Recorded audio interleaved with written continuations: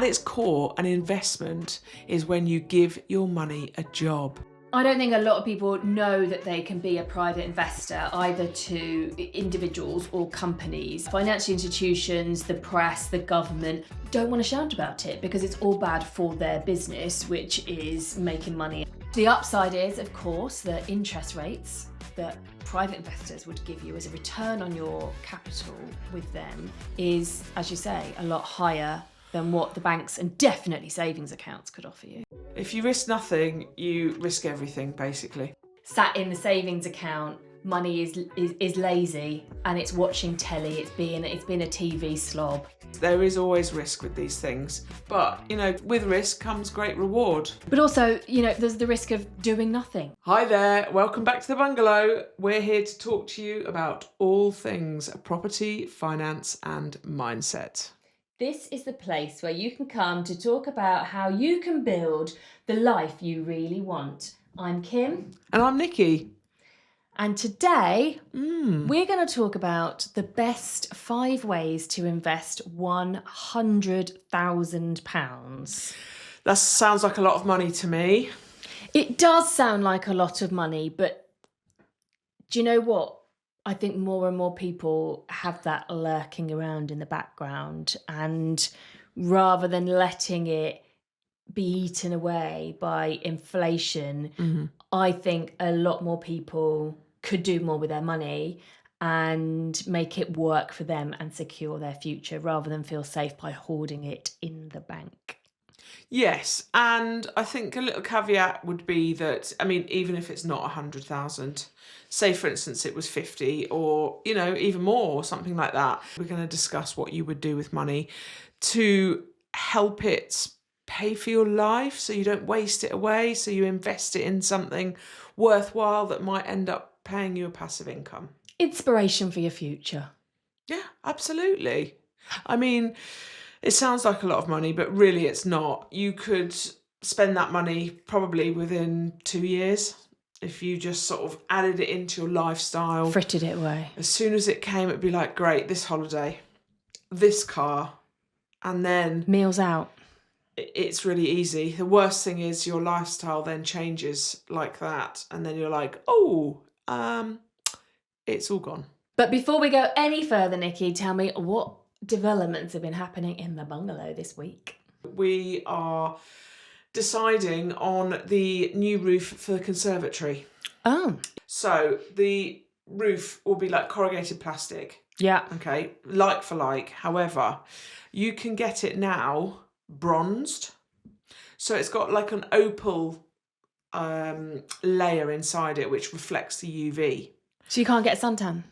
So you can't get a suntan, and so it regulates the temperature in my conservatory because I can't go in there in July and August. It's too hot. And then in January and February, you can't go in there either.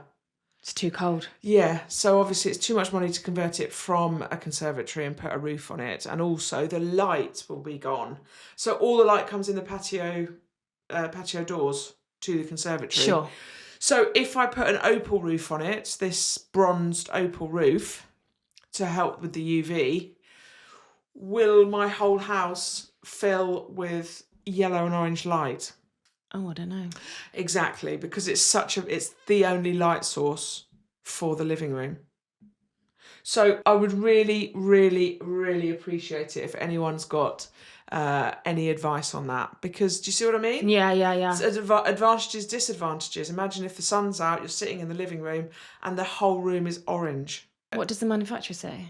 Well, I'll speak to the manufacturer. I'm available anytime you want a really obvious question. So that's that, and lots of measuring up is going on in there. Okay. How about you? What's happening? Well... Ooh, I know. Go on. I've had quite an exhilarating day. Mid-40s, that doesn't happen this often, but today was exhilarating. I've been doing lots of research, lots of viewings, as you know, on auction properties. And today I bid for the very first time on 3 auction houses. This emoji. Yeah, shocked face. Yeah. Anyway, long story short, I wasn't successful this time around for those I was outbid. There's obviously people that are doing it full at cash and they're doing the works themselves. It's very true. You know, they've got margins that I can't currently compete with. Those margins are in my future. But it's just exhilarating. It's exhilarating bidding online. Because I tell you what, right?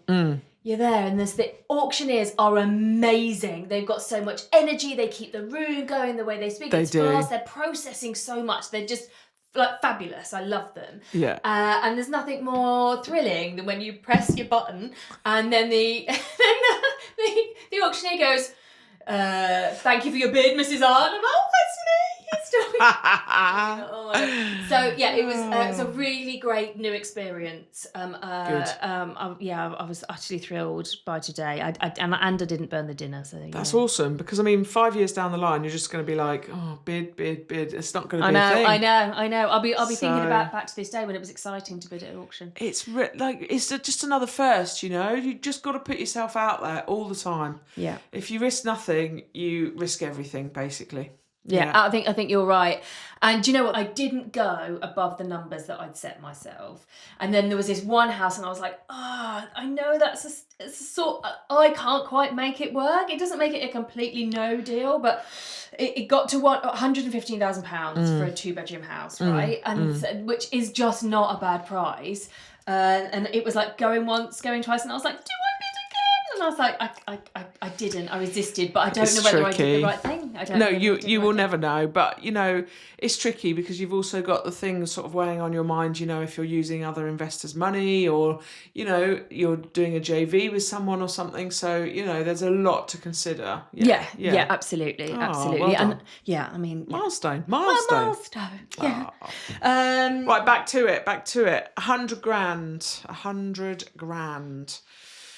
I'm going to say a lot of people would never get their hands on 100 grand all in one go. If you've diligently been paying off your mortgage, you could possibly take it out of your house.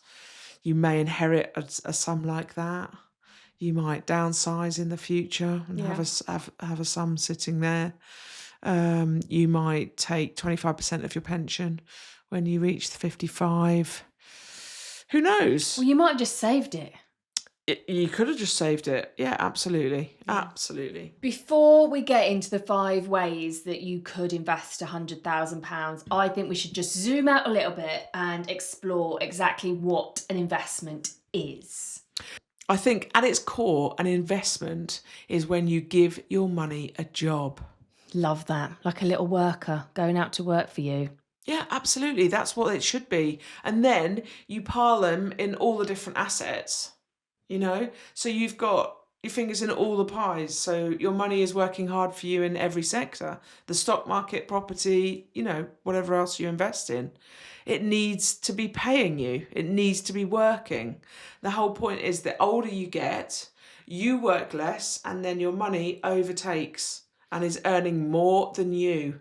And then you get to an amazing level where you're, you know, not as old as Warren Buffett, but old, where your money is exponentially working so much harder than you, and you would never ever be able to go out and actively earn that much money. I suppose it's like thinking that your money, when you invest money, it's diversifying, isn't it? What your money can do for you. If you imagine sat in the savings account, money is lazy and it's watching telly, it's been a TV slob. If you're putting it into one of these 5 ways that we're going to talk about in a minute, it's actively working hard for you to grow and multiply, essentially. Yeah, absolutely. And of course, this doesn't come without risk. You know, there is always risk with these things.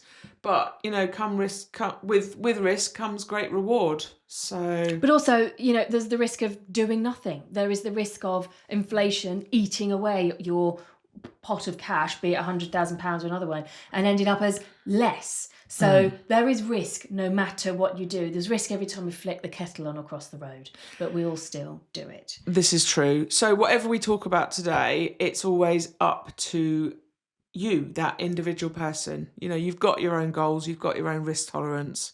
So whether we're saying this is what you definitely should be doing, it's not. It's a completely individual decision. Yeah, this is designed as not financial advice, but financial inspiration of things that you can explore, of ways that your money can work harder for you. Yeah. The first way that we can inspire everybody to invest their money is to invest in property. I think most of everybody listening will have heard of that before, but perhaps may not know what and how that is. Let's say with your £100,000, you can put all of that as a deposit into one property, or you could split it into 2 lots of 50 or whatever it is, and put it into multiple properties.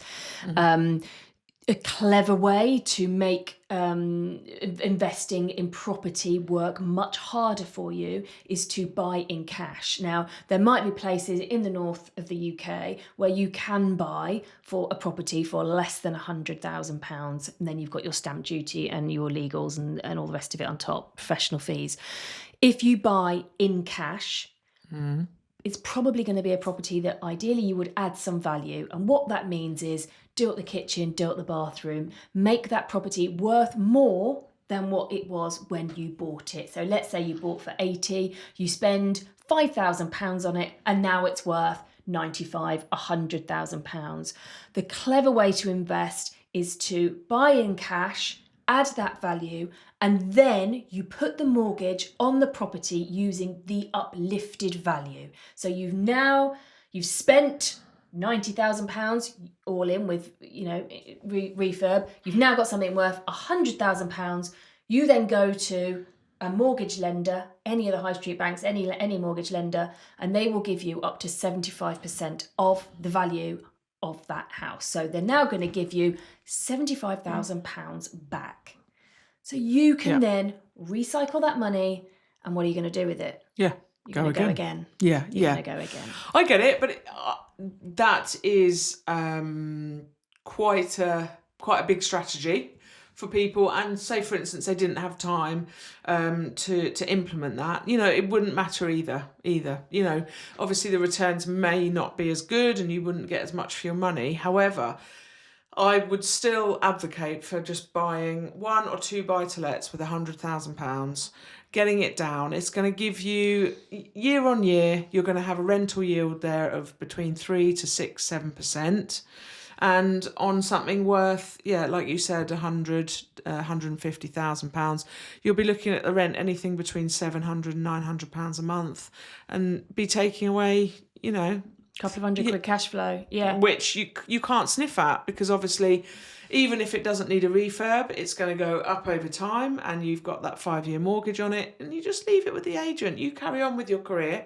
You don't need to worry too much. If you employ someone to keep an eye on it and look after it for you, then it can be slightly more passive than it is for some people. So don't let it put you off, basically. Yeah, and I think if you really are that time poor, which a lot of people are, there's so many pressures on us all, isn't there? There are people out there whose job it is to find properties on behalf of investors. I don't know whether a lot of people outside of the day-to-day property world know about them, but there are professional sources out there who can, that it is their job. They go out there and find the deals. You sign up to them as investor. There is a fee to pay them, obviously, for their time, their expertise, their knowledge, and they find those property deals for you. My word of caution with that would be, there are checks that you need to do to ensure that your sourcer is fully compliant, as done at anti-money laundering, and is who they say they are. So you do have to be careful and do all the necessary checks. You've got to do your due diligence. Also, I would say, no matter how good a sourcer is, and there's lots of great ones out there, I know loads of great sourcers, always got to check those numbers yourself. Always double check everything. People make mistakes, but also they might just have a different perspective on that investment than you do. And it's your investment, it has to work for you. So yes, do check your numbers. So less work there, but still no work initially. But once you've got that purchase, once the refurb has gone through, you can hand it over to a letting agent who will take care of it as on your behalf. Yeah, and I think the most powerful thing is, obviously, when you're investing with leverage, using leverage, then the property price will go up by a certain amount, and that whole profit from the whole value of the house is yours, even though you've only invested 25% into it.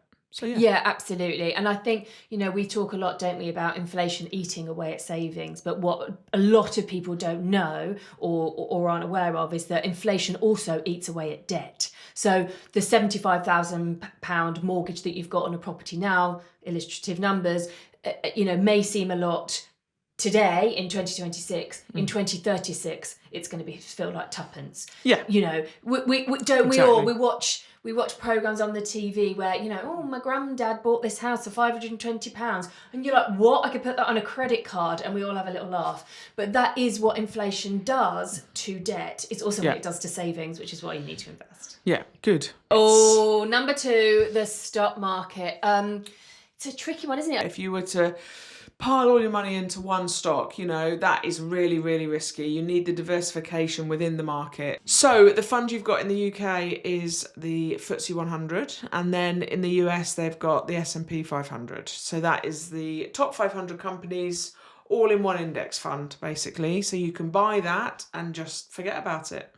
So the bonus of buying into an index fund is that actually what you're doing is you're buying a tiny bit of each of those 500 companies in the S&P 500 or the 100 companies in the FTSE 100. And so that spreads the risk. So for argument's sake, if you were going to buy, I don't know, £100,000 worth of Tesla, you're putting all of your eggs in the Tesla basket. Whereas if you buy £100,000 worth of the S&P 500, you're spreading that risk across those 500 companies. If one company should fall out of the S&P 500 because it crashes, collapses, as does happen with companies, something else fills it, doesn't it? Oh, yeah. It's changing all the time. You've got the Mag 7, which is the Magnificent 7, which is the 7 most profitable companies that have been trading within that market for years. And sometimes, they're going to fall out of there as well. And I think that's going to change a lot in the future as well. Yeah. But the important thing is you just get the money into the market, because then the compounding will do the rest of the work. So index funds really are a great way, aren't they, of getting in the game, but de-risking what you're doing. And I think that's really crucial for everybody as well. Yeah, exactly. And it's pretty much the same as what's happening to your pension as well. Yeah, what I tend to do with my stocks and shares investing is I will buy some of a particular company, say Tesla, but I also buy the S&P 500. So I've got some which are going to give me a better return. We hope Tesla, don't let us down. But also I've got some stocks that are less risky in the S&P 500. Yes, I'm riskier than you. So I've got a lot of money in emerging markets. Okay. So expecting something to happen there. But there are all world ETFs. There's all sorts of things out there that you can invest in. But just with a little bit of research, you can't go very wrong. Yeah, I mean, look, we live in the information age, don't we? Like, it's all out there at our fingertips. What sort of returns do you expect on average on the stock market?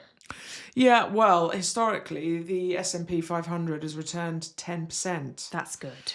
That's in the last 100 years, I believe. But as an average, so it will go up and down in that period. Exactly. So I think to be safe, you're looking at between 5 and 7%. Yeah. And people often ask the question, don't they? Do I invest in property? Do I invest in the stock market? And this is something I know we've debated a lot over the years as well.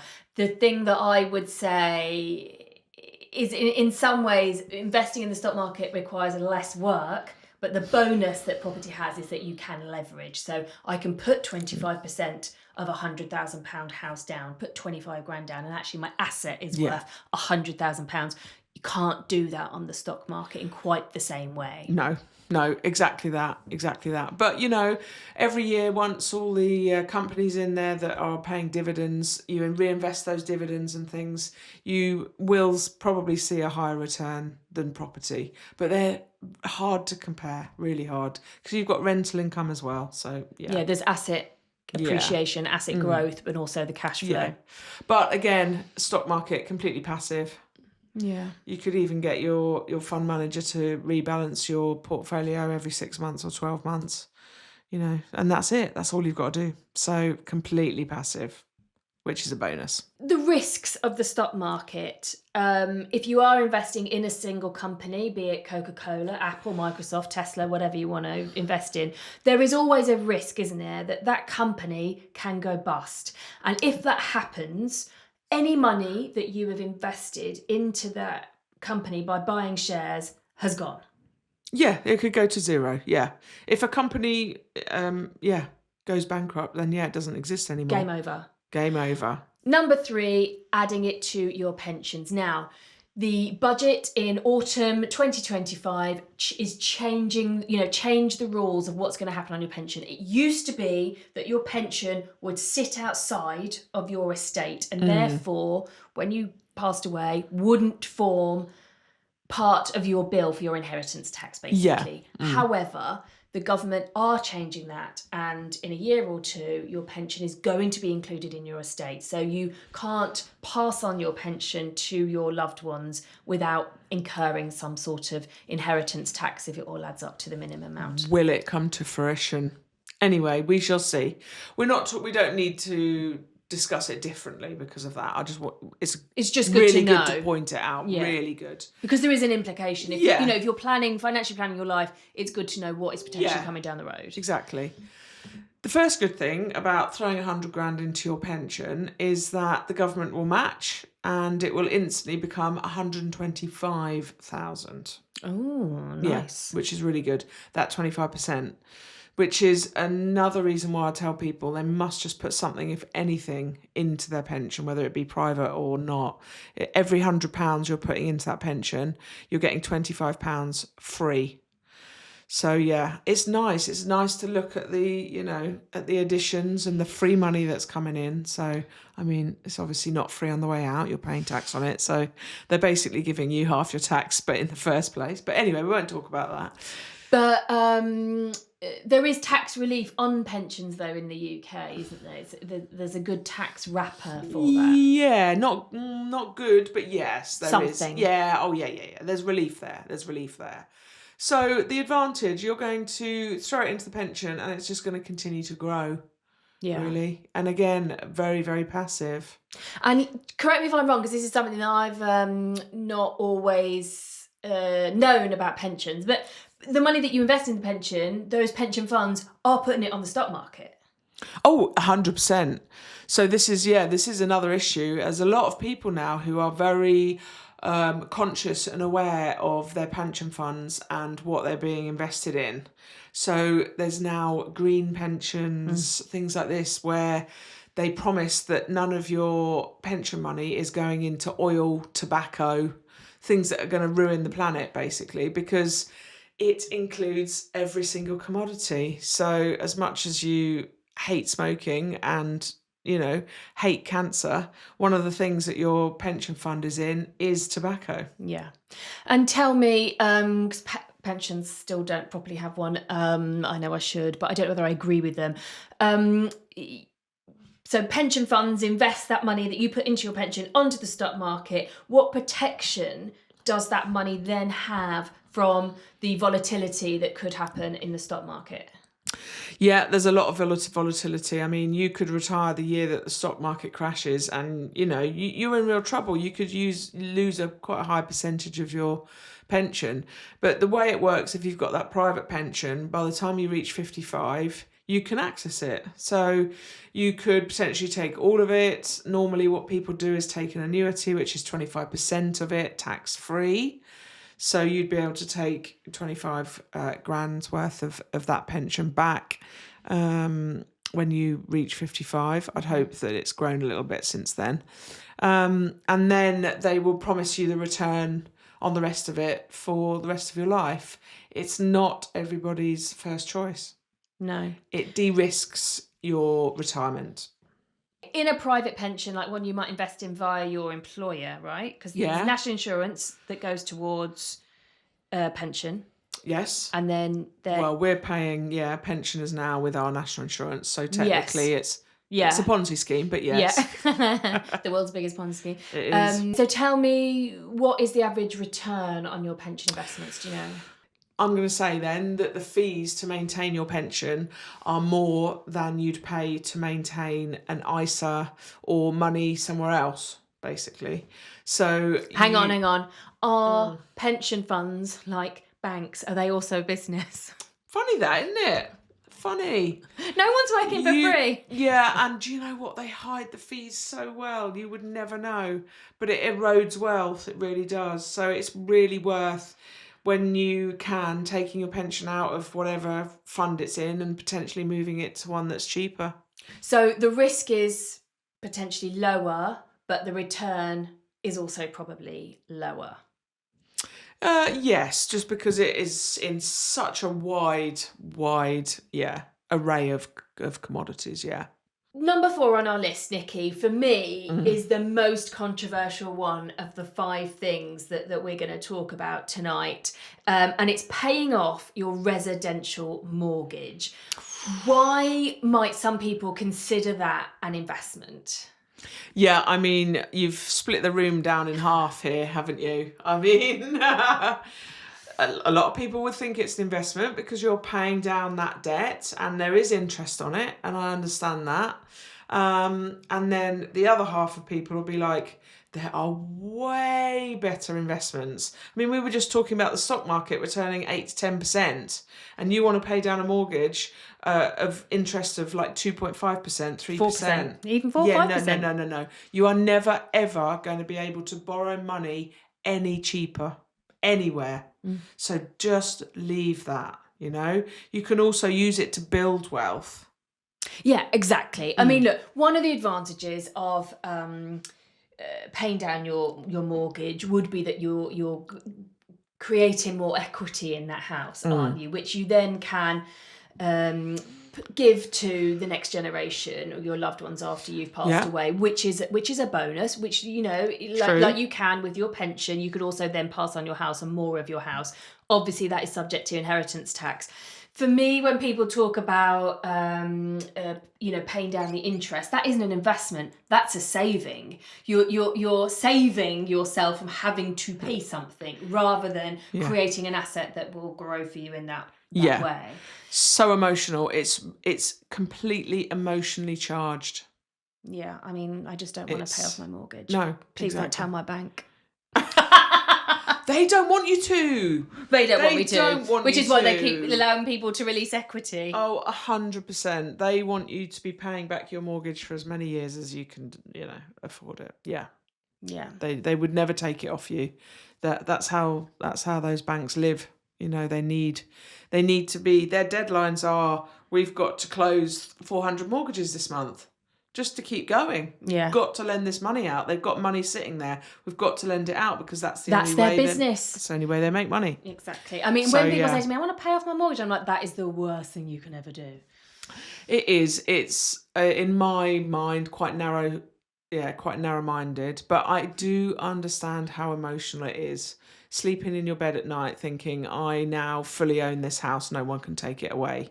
I mean, no one would take it away anyway. Even if you've got a 90% mortgage on it. I think it sort of taps into that English state of mind, isn't it? You know, our home is our castle. It's what's drilled into us. It's what's drilled into us. You know, we have an island mentality, don't we? We're on a small island in the North Atlantic and we want to stake our claim. And that is the way we do that on this really, really micro level is we try to own our own house. But I think it's really old school. Yeah. And I don't think it's an investment choice for 2026 or the 21st century. Like, just don't. And don't come to me and say, I'm paying down my mortgage and then that'll give me £600-700 extra a month that I can put into the stock market. Well, you've just lost all of your gains in the stock market because you've spent 10 or 15 years paying off your mortgage. Oh, my goodness. Because you haven't been able to take advantage of compound. Yeah. Exactly. Last but no means least, number 5.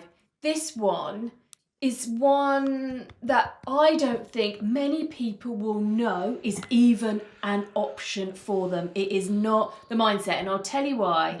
I don't think a lot of people know that they can be a private investor either to individuals or companies. And I think the reason is that financial institutions, the press, the government don't want to shout about it because it's all bad for their business, which is making money and being a bank and lending money themselves. So they don't talk about it. It's not spoken about until you start going to business, property, networking of events and start, working with people who operate day to day in those arenas. Yeah, I think it's a huge thing among entrepreneurs. So when you're in entrepreneur circles, it's just the norm that people are lending more money and becoming investors to other people. You've got people who are in their full-time job, they've got absolutely no time to invest, but they've got this pot of money, they've got this 100 grand, they're like, it's just burning a hole in my pocket. I haven't even got time to spend it. I wouldn't know where to spend it. I wouldn't, it's just too much for them. So, there's other people out there who are putting in the sweat equity, who can invest it into their business to help their business grow, and then give them an amazing return, sometimes more than the bank. Oh yeah, absolutely. I think that's the thing, isn't it, about entrepreneurs? It's, if you're starting up a business and you want that business to grow, startups, the whole thing is geared around creating that business that is investable, that sweet C, seed A funding, all of those sorts of things. It's just a structure. There are businesses out there that help startups get that funding. And so if you're operating in those arenas already, you're aware, and investing, receiving or giving is just part of the norm. But I think what a lot of people, even more than that, don't realise is that they can also lend and invest their money in much smaller entities, like individual, smaller property companies or property investors. Yes, you need to be investing it with someone who knows their business and who knows that the return will be twofold. So investing that money, they know what to do with it. Yeah. Yes, so you need to obviously, the first step for me would be always ensure that you know, like, and trust the person that you are investing in, or the business. And get all the correct legal paperwork. Absolutely. It doesn't matter who it is. Doesn't matter who it is. And in fact, my rule on those sorts of things is that the more you value that relationship, the greater the paperwork should be. Because you want to be clear, what if it all goes right, this is what's going to happen. And if it all goes wrong, this is going to happen. Like, you need to have those conversations before any handshakes or bank transfers are going to happen. It is crucial. And you need that proper agreement. You need it checked by your solicitor and their solicitor. People are acting independently on your behalf. I think it's absolutely crucial. Yeah. But the upside is, of course, the interest rates that private investors would give you as a return on your capital with them is, as you say, a lot higher than what the banks and definitely savings accounts could offer you. Well, yes, it depends what sort of deal you get. It's the forum is completely open to negotiation. So you can negotiate with somebody. I do know some people, if they're in a sticky situation and a development needs pushing on, for instance, and needs a little bit more investment in there, they might be looking to borrow money at a higher rate, say more between sort of 8 and 12%. And then somebody potentially who's very experienced in property and just needing money to plough into their business, their property business, it might be less, it might be less. But that's a conversation that you have together, and you basically come to the conclusion of what your deal's going to be between you both. Yeah, I think that's the thing, isn't it? If I went to a bank and said I would like to loan some money, they would give me the terms, and I would have very little room for negotiation and what those terms would be in relation to how much am I lending, what is the interest rate going to be, what is the term of the loan, i.e. how long am I going to have that loan for, how frequent the repayments are going to be, and when they are going to come. You know what it's like, whether it's a credit card or a loan, the bank tells you. When you are working with a private investor, that is a conversation that you have, and you agree those. If it were me, I would be agreeing those heads of terms, it is known, the broad brushstrokes of that agreement, that I am happy with, and then sending off all that paperwork to my solicitor to check from a legal point of view, so that I am protecting myself. 100%. Yeah, it's always got to be locked in. But just a little example. So if you had this 100 grand and you were putting it into your mortgage and you're paying 4%, you've saved 4%. However, if you loan it out to somebody at 8%, you've made double that return. So if you want to put that extra into your mortgage when you get it back, you can. But you've just made, double the money for, that you've saved. having a meeting for an hour, sending an email to your solicitor and making a bank transfer. Yeah. Simple. Again, people are frightened. Put yourself in these circles, and good things will always come. Yeah. Yeah, you've got to do something that frightens yourself every now and then if you want to. Yes, grow. work on your financial education 100%. all the time. So I think I've learned a couple of things. Actually. I have. That was really good. I hope you've learned a little bit as well. So yeah. No, good. really great, really great. Yeah. Do let us know if you have invested any of your money in any of those ways and what your experiences are. We would love to hear from you. Thanks again for watching us here at the Bungalow, and join us next time. See you then.